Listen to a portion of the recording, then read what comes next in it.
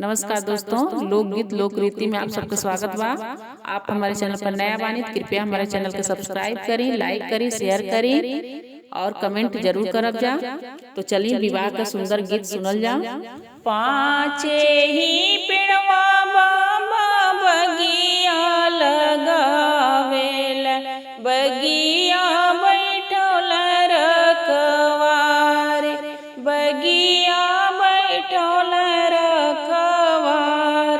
फूले लोडे चलेली बेटियों कवनी बेटी, भरी डलरी लोडेली फूल, फूले लोडे चलेली बेटियों सुंदर बेटी, भरी डलरी लोडेली फूल।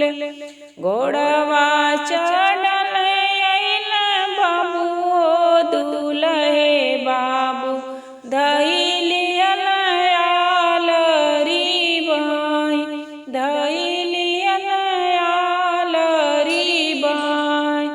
छोड़ी छोड़िए साहेब आलरी बहिया, बहिया मारे सुकुआर, बहिया मारे सुकुआर। कवने ही मैयारन के कोकिया जनमलू, भैलू आलरे सुकुआर।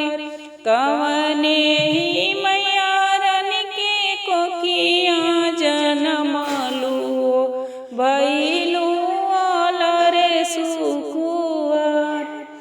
अपने ही मैयारन के कोकिया जनमलियो, भैली आलरे सुकुआर।